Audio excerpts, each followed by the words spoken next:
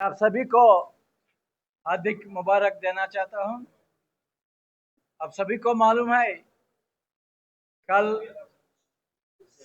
संविधान बचाओ अभियान का स्टेट रैली रांची में और हमारा ऑनरेबल कांग्रेस प्रेसिडेंट मल्लिकार्जुन खड़गे जी इस अभियान को संबोधित करेंगे।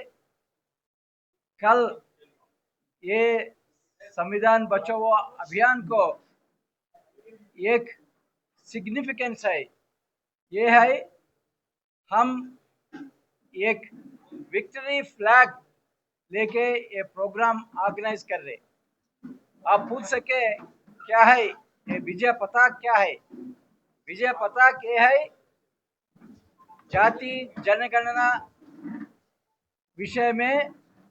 आप सभी को मालूम है, लास्ट 3 इयर्स से कांग्रेस प्रेसिडेंट मल्लिकार्जुन खड़गे जी और राहुल गांधी जी इतना डिमांड रखा गवर्नमेंट पर जाति जनगणना के लिए। राहुल गांधी जी हर एक मीटिंग में पार्लियामेंट के आउटसाइड जाति जनगणना का मुद्दा उठा रहे।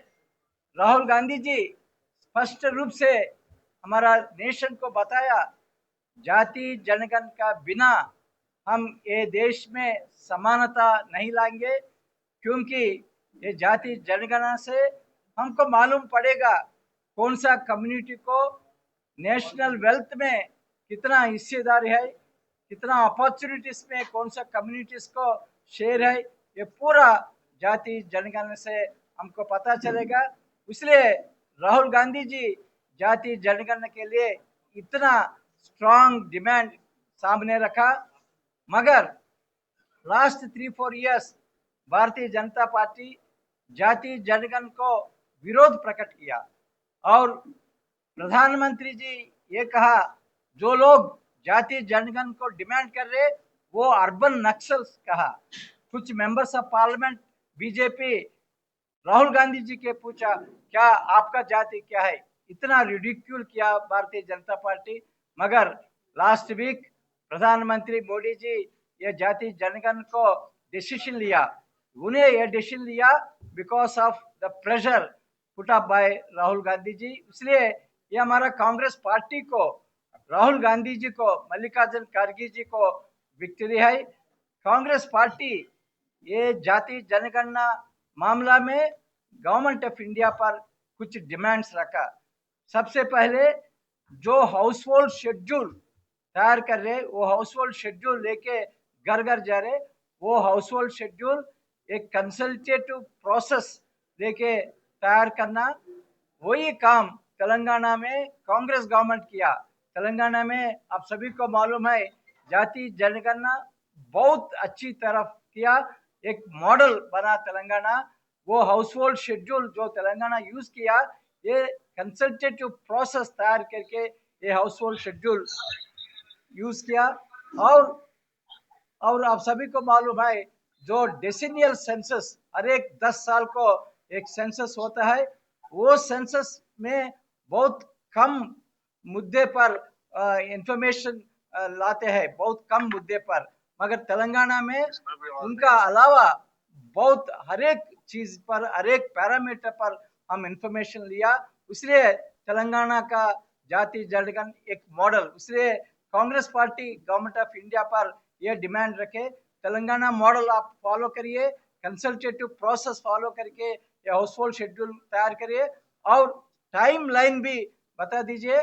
और वो सेंसस कंप्लीट होने के बाद पूरा डेटा पब्लिक को बताना पड़ेगा, पब्लिश करना पड़ेगा, क्योंकि ये डेटा बेसिस पर कुछ पॉलिसीज गवर्नमेंट लेके आगे ले सके। ये जाति जनगणना हमारा हिस्ट्री में एक हिस्टोरिकल मूवमेंट है। एससी एसटी ओबीसी कम्युनिटीज आगे बढ़ने के लिए, ये समाज में समानता लाने के लिए ये जाति जनगणना बहुत यूजफुल होगा। इसी मूवमेंट में राहुल गांधी जी इतना रिलेंटलेस बैटल किया, राहुल गांधी जी का विक्ट्री है। ये हम कल मीटिंग में ये हम मनाएंगे। और आप सभी को मालूम है, पूरा देश में संविधान बचाओ अभियान हर एक स्टेट में, हर एक जिले में हम ऑर्गेनाइज कर रहे। कल रांची में ऑर्गेनाइज कर रहे और नेक्स्ट 1 वीक में हर एक डिस्ट्रिक्ट में संविधान बचाओ अभियान हम ऑर्गेनाइज करेंगे। ये अभियान में कांग्रेस पार्टी 3 मांगे पर फोकस करेंगे। सबसे पहले जो 50% सीलिंग है रिजर्वेशंस पर, जो 50% सीलिंग है वो सीलिंग निकालने के लिए हम डिमांड रखेंगे। पब्लिक को भी बताएंगे क्यों वो 50% रिजर्वेशन पर वो सीलिंग निकालना पड़ेगा। कांग्रेस वर्किंग कमेटी वो सीलिंग निकालने के लिए वो रिजोल्यूशन पास किया। कांग्रेस अधिवेशन अहमदाबाद में जो अधिवेशन हुआ उधर भी हम वो रिजोल्यूशन पास किया। वो 50% जो सीलिंग है वो आर्बिट्री सीलिंग सुप्रीम कोर्ट ने रखा, वो सीलिंग लिफ्ट करना पड़ेगा ताकि पॉपुलेशन बेसिस पर रिजर्वेशन बढ़ाने के लिए ये उपयोग करेगा। और दूसरा मोस्ट इम्पॉर्टेंट ये है, लास्ट 11 इयर्स में नेशनल बजट में शेड्यूल कास्ट शेड्यूल ट्राइब्स को budget allocations year after year coming down. इसलिए कांग्रेस पार्टी का डिमांड है एससी पॉपुलेशन आधारित और आदिवासी का पॉपुलेशन बेसिस पर बजट में फंड ईयरमार्क करना। इसी के लिए एक सेंट्रल लेजिस्लेशन लाना पड़ेगा। ऐसा legislation Congress governments in Andhra Pradesh, Karnataka और राजस्थान लिया।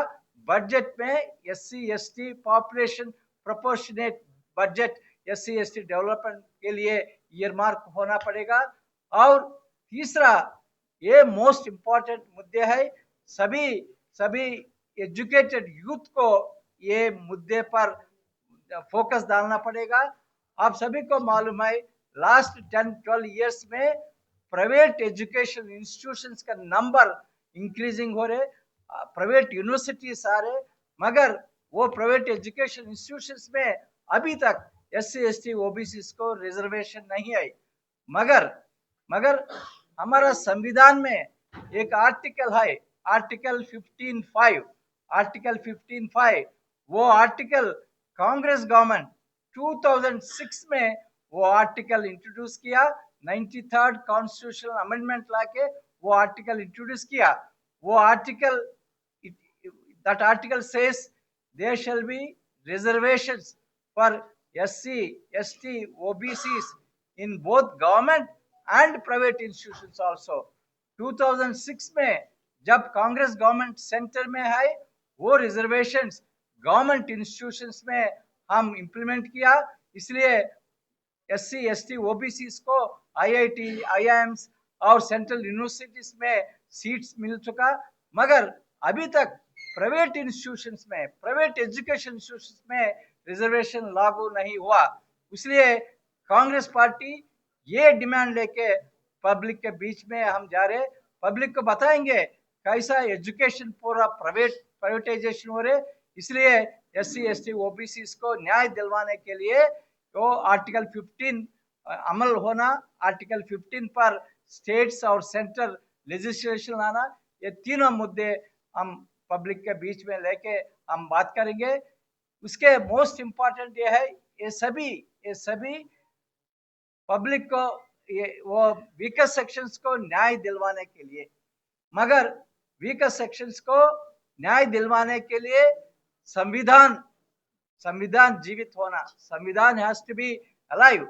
मगर लास्ट 10 ईयर्स से भारतीय जनता पार्टी और आरएसएस हमारा संविधान खत्म करने के लिए कोशिश कर रहे। इसलिए हमारा कांग्रेस पार्टी संविधान को बचाने के लिए ये अभियान पूरा हर एक डिस्ट्रिक्ट, हर एक असेंबली कॉन्स्टिट्यूंसी में हम ऑर्गेनाइज करेंगे। और उससे साथ साथ कास्ट सेंसस के बारे में भी बात करेंगे, हमारा विक्ट्री क्लेम करने के लिए भी हम बात करेंगे। धन्यवाद।